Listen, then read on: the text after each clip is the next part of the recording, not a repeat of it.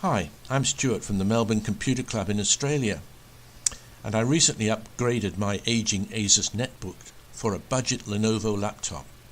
This video is a record of my experience.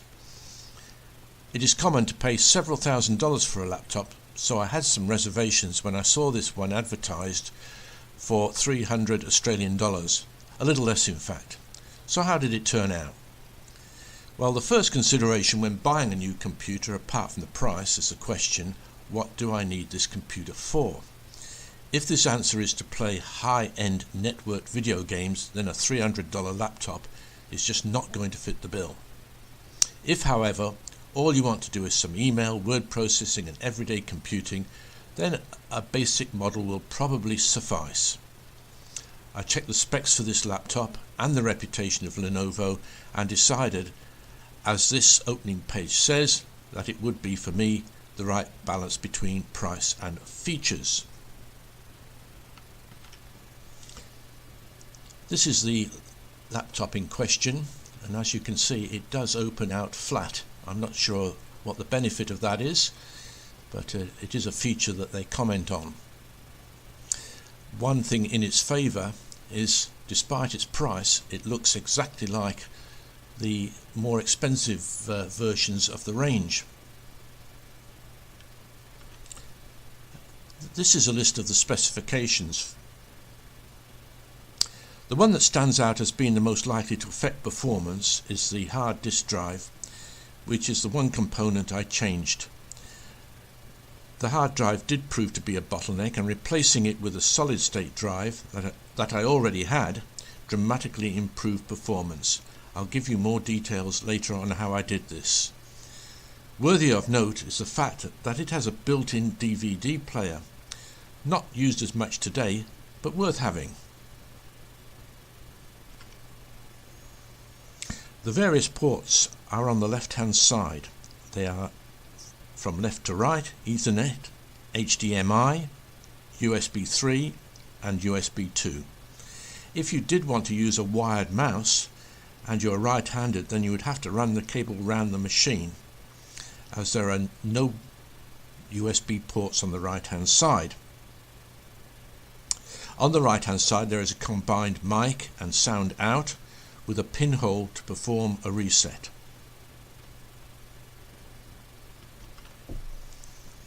The speakers are positioned on the underside, which means if you did want decent sound, then a pair of external speakers or headphones would be in order.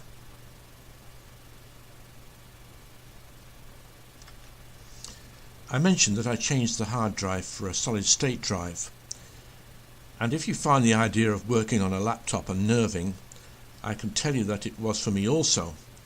What helped me in this quest was the comprehensive step-by-step instructions available for download from the Lenovo website. But first, the cloning of the hard drive in the laptop, which holds the pre-installed copy of Windows 10 Home.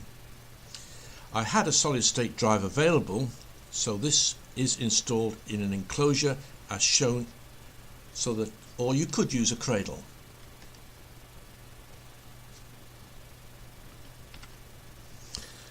At this stage, you need cloning software to make an exact copy of the contents of the laptop hard drive to the attached solid-state drive. I used a copy of Acronis on a bootable USB drive. Acronis allows you to make a bootable USB as one of its options.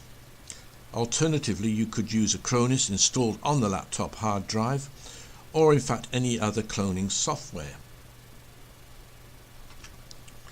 With a copy of Acronis now plugged into the other USB port, you need to tell the laptop to use that USB port to boot the laptop and start the cloning operation. To do this, you need access to the UEFI installed on this laptop by default. In older computers, this was called the BIOS. There are several ways to access the UEFI. One way is from within Windows.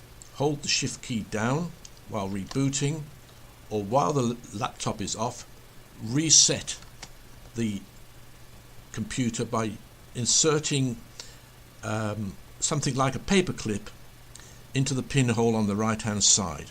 This gives you an option to access the UEFI.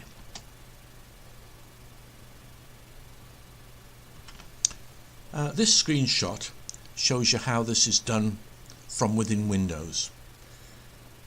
Use the Shift key plus reboot, and this is the screen you will be presented with. Select Troubleshoot. This will take you to Advanced Options, then select UEFI Firmware Settings. Then select Restart. After the reboot, you'll be presented with this setup screen in the UEFI. On the left you have the boot priority order. So you need to select the USB drive that holds the cloning software and move it to the top of the list. The instructions for this are on the right hand pane of this page. Exit and save. The laptop will then boot, in this case to a copy of Acronis, which then gives you an option to clone the laptop hard drive to the SSD.